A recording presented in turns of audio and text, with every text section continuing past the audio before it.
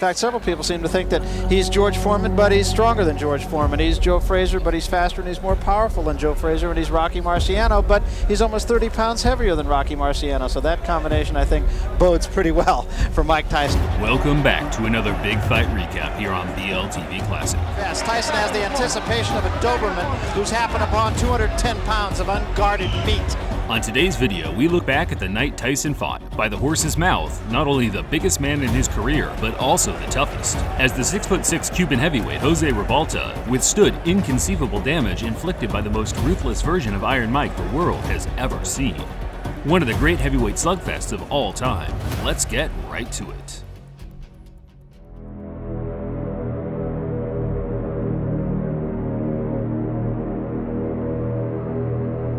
At 5'10½", Mike Tyson was significantly the shortest heavyweight contender ranked by the Ring Magazine's top 10 in the fall of '86. Many boxing fans will remember this era as the New Age, the land of the giants, with the large majority of top contenders and champions from here on out standing in excess of 6'4". Primo Carnera, a heavyweight boxer called the Monster by Time magazine. There have been many tall contenders and champions in the past, with Jess Willard and Primo Carnera being prime examples of towering fighters often branded as unskilled behemoths, circus acts, whose achievements in the sport are credited strictly to their advantage in size and weight.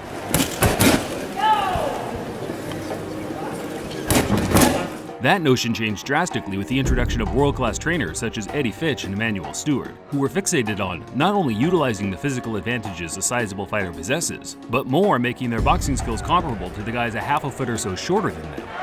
But right now, Lennox Lewis is giving an old-fashioned whooping to David Tua. Once Riddick Bowe and Lennox Lewis became the dominant force in the division, big men have ruled the roost ever since. When I was younger, I used to always say, God, I'm just a midget. I'm never going to grow. I'm never going to be anything because I'm too short to do any kind of sports, anything. But then, I started believing in myself and things worked out right. Jose Ribalta was one of those classic, long-rangey fighters that dominated the amateur boxing circuit in his teens due to his size being perfectly cohesive with the classy, dance-like boxing skills taught to him at the home of Cuban boxing in the States, the 5th Street Gym in Miami. Mike Tyson, here I come. Here I come. Better be ready. Better be ready. By the time Jose turned pro in 1982, he was the number 2 rated amateur heavyweight in America, and he used his skills to defeat the usual suspects of journeymen such as David Jacko and Rick Keller in the coming years. Well, he goes up against Jose Ribalta, who has to be considered a threat. Jose was robbed of his first moment of genuine boxing notoriety in his 1985 clash with the soon-to-be heavyweight champion James Bone Crusher Smith. Everyone outside of 2 of the 3 ringside judges felt he won with relative ease. However, dubious decisions are unfortunately a part of the game, and as many fighters have displayed in the past, early setbacks can either make or break a character. And during the Tyson build-up in July 1986, Jose seemed to be peaking, not only physically, but mentally, certain he would be the man to stop Tyson's 25-fight unbeaten streak. There's a man that could beat Mike Tyson, is Jose Ribalta. There's going to be a lot of people surprised down in Miami when he knocks him out. When Mike Tyson hurts a guy, he puts him to sleep. If he tags Jose, I hope he don't think Jose's going to lay down. He just better be ready to take another shot. And I'm not going to take no credit away from him, but to this day, he hasn't faced anybody that can punch like Jose. But I know he's never been in there with a fighter like me. Watch me fight. Devastation. And give him a slow beating, nearly death. Yes, Tyson has the anticipation of a Doberman who's happened upon 210 pounds of unguarded meat. Tyson met Ribalta at the Trump Plaza Hotel in Atlantic City on August 17, 1986. The tension between the two created a legendary atmosphere among the lucky 1,000 people in attendance. Tyson's snarly grimaces were met by Ribalta's death-defying eyes. It was clear to the viewing audience that they were in for a special night of heavyweight boxing action. Just as expected, Tyson is right in the chest of Ribalta. Left hand at all times. Big right hand again. Again, just tremendous body shots and what an uppercut. Counter right hand by Mike Tyson was invited. And there was an uppercut. What a shot. A classic right hook to the body, right uppercut combo put Ribalta down at the end of the second round. The sheer power of the uppercut would have been enough to send 99.9% of every human on Earth to the shadow realm.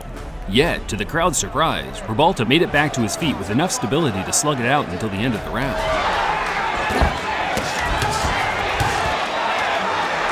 Ribalta trying to bang with Tyson and gets off the ropes. There's a good left to the chin.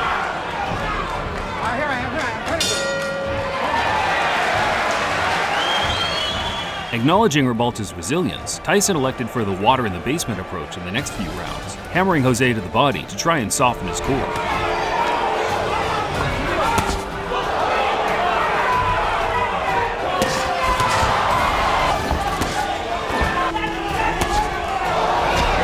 left hand by Tyson. That was an uppercut by Ribalta.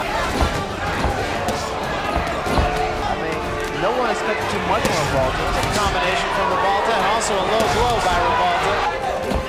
And also, like Tyson's corner safety. That was a good left hand. There was a big right hand, and that hurt Ribalta. Tyson took his attacks upstairs by the end of the 7th, boxing with the same ferocity as he did in the 1st, throwing with the speed and power of a man that has barely broken a sweat. Does he hit?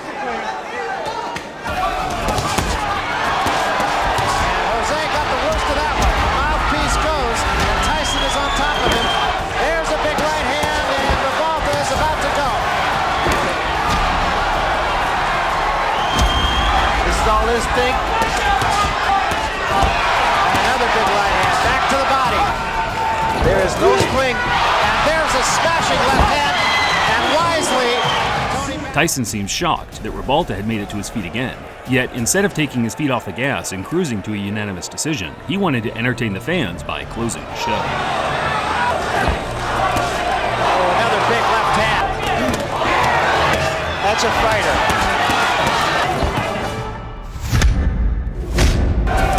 Oh, what a shot! And Ribalta's down. And that's it. Tyson knocked out Ribalta in the 10th in a manner I'm sure the great Customato himself would have been proud of. But as always, HBO's Larry Merchant was underwhelmed by his performance and grilled the aspiring champ in the post-fight interview. Mike, this guy was a tougher nut to crack than you thought, I bet. Very enough. He had his mind concentrated. He was going to fight, and he did well, and I commend him very dearly. What made him so tough? The fact that he fought back, unlike the other fighters who've taken you this far? Most definitely, he fought back, and he had the idea in his mind he wasn't going to get knocked out. But as you notice, he was knocked down, but wasn't knocked out because he had his mind conscious of that. Are there too many expectations of you, Mike? Do you think that if you're in a bind, that if you don't knock him out early, everybody says the other guy was a bum. If it goes this far, everybody says you can't hit that hard. Well, what can I say? This happened.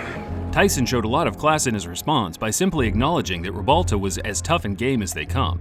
In an interview for Ring Magazine in 2014, Tyson named Ribalta as the most durable fighter he'd ever faced, along with the strongest, claiming that the Cuban was very strong in clinches. His professional record, 32 wins, 9 defeats. If Tyson had never met Ribalta, I doubt that there'd be even a single person who would have expected him to put up such a brave effort against a prime Mike Tyson, because after the match, his career went more or less down the drain, certifying himself as a bona fide journeyman by his mid-20s. Ribalta retired after 5 straight losses in 1999, yet to this day, he still wants a rematch with Tyson. In fact, his Facebook page is littered with non-stop callouts to the point of obsession. Usually, I'd laugh off these callouts, but with the current landscape in the game today, you just never know who will return to the ring.